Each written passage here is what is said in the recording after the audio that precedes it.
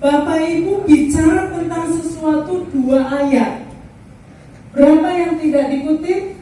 6.236 ayat Al-Quran tidak Bapak Ibu kutip. Dan Bapak Ibu sudah mengatakan sesuatu menurut Al-Quran atau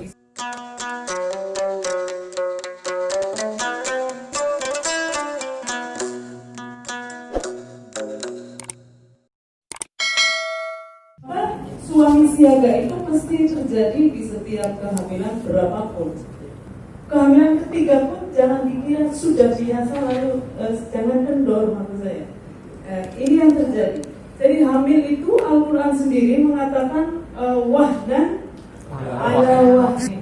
Wahdan ala wahnin itu sekali lagi kita diminta, terutama kita yang tidak hamil nih, bapak-bapak maupun perempuan-perempuan lain yang sedang tidak hamil, itu diminta untuk empati lagi. Jadi disebut wahdan ala wahnin itu artinya kita itu bantu dong gitu. Kalimatnya menarik sekali di dalam Al-Quran itu. Wa wassaynal insana biwalidayhi. Kami wasiatkan itu kuat loh, tidak hanya perintahkan. Kami wasiatkan semua manusia biwalidayhi untuk berbakti pada kedua orang tua. Ayat tadi bukan, tetapi lanjutan ayatnya itu hanya ibu. Hamalathu ummuhu wahnan ala wahnin wa fisaluhu fi 'amaini anishkur li wa liwalidayk ilayya al-masir. Jadi dalam situasi di mana perempuan pada masa jahiliyah dan awal selama Islam hadir 23 tahun juga perilaku tidak memanusiakan perempuan itu masih terjadi di masyarakat Arab. Saya contohkan begini. Kalau suami meninggal, perempuan istri itu diwariskan. Siapa ahli warisnya? Anak laki-laki. Kerabat laki-laki. Antara lain anak laki-laki, paman, kakek dan seterusnya. Apa hak dari ahli waris? Menyetubuhinya. Subhanallah. Astagfirullah. Astagfirullah. Nah, begitu. Jadi anak laki-laki bisa menyetubuhi ibunya. Ada sistem sosial seperti itu. Anak akan hormat tidak pada ibu sebagai orang tua? Enggak akan. Maka wawasainal insana biwalidayhi, lalu diingatkan ibu adalah karena hormat pada bapak sebagai ayah, orang tua, itu keniscayaan. Tapi hormat pada ibu, terutama dalam sistem sosial seperti tadi, tidak keniscayaan, harus dibangun. Maka Bapak Ibu bisa mengingat-ingat ya, setiap ada kata walidan, walidain, baik di dalam Al-Quran maupun di dalam hadis, itu ada pesan sosial yang sangat kuat sekali. Ibumu juga orang tua. Jadi ibu kehidupan ya. Wawasainal insana biwalidayhi hamalathu ummuhu wahnan ala wahnin. 9 bulan ada rasa sakitnya. Di samping juga ada kadang-kadang begini, ada rasa sakitnya secara biologis, tetapi secara psikologis bahagianya itu melampaui rasa sakitnya. Itu yang terjadi pada masa reproduksi perempuan. Men sakit tapi bahagia karena itu sesuatu yang mengindikasikan tubuh perempuan sehat misalnya gitu. Hamil sakit tapi punya anak jauh lebih bahagia kira-kira gitu.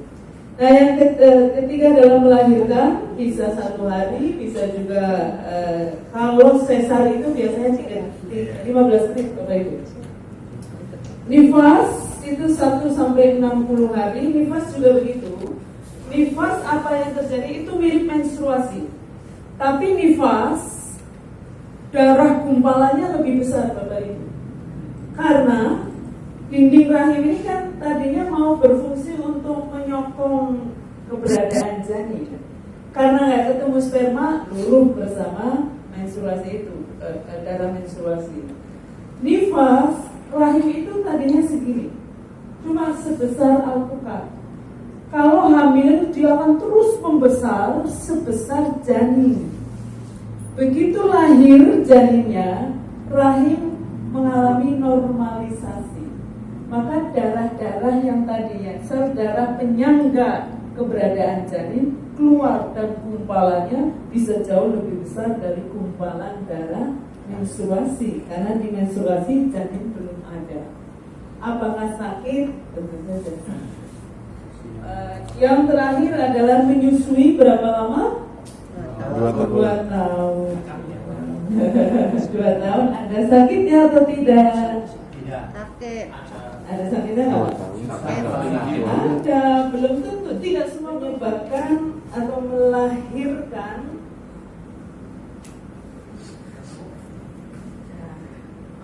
Melahirkan 5 pengalaman biologis perempuan.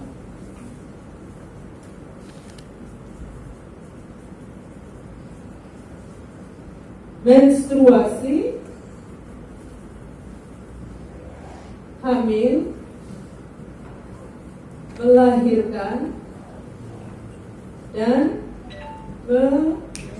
menstruasi, hamil, melahirkan, nifas, dan menyusui. Jadi ada 5 pengalaman biologis perempuan. Monggo Bapak Ibu dihafalkan. Bolehkah saya ajak membaca bersama? 5 pengalaman biologis perempuan. 5 pengalaman biologis perempuan. Menstruasi, hamil, melahirkan, nifas, menyusui. Ada yang apa? 5 pengalaman biologis perempuan. Menstruasi, hamil, nifas, melahirkan, menyusui. Nifas, menyusui. 5 pengalaman biologis perempuan. Menstruasi, Silakan.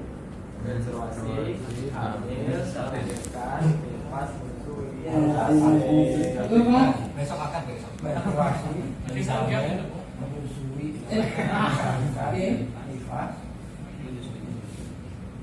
Ibu,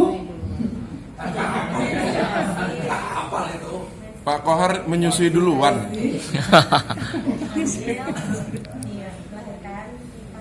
boleh tepuk tangan buat semuanya. Terima kasih. Baik, itu pengalaman biologis. Jadi, tapi poinnya juga yang penting begini Bapak Ibu. Semua ini sebagai sebuah sistem, secara objektif, sebagai dirinya itu takdir. Tapi menggunakannya, menjalaninya, menilainya itu sudah ikhtiar. Ya, dan itu gender. Tapi sistemnya seperti itu takdir dan itu jenis kelamin. Menggunakannya itu sudah ikhtiar dan itu gender. Misalnya laki-laki punya penis, misalnya gini, kapan ini digunakan? Apakah nikah dulu ataukah sebelum menikah? Itu sudah ikhtiar. Kalau sistemnya dari Tuhan, menggunakannya manusia. Apakah menggunakannya sejak kecil, perempuan dibiarkan hubungan seksual masih kecil, melalui nikah atau tidak melalui, atau nunggu dewasa, itu sudah ikhtiar. Gitu ya.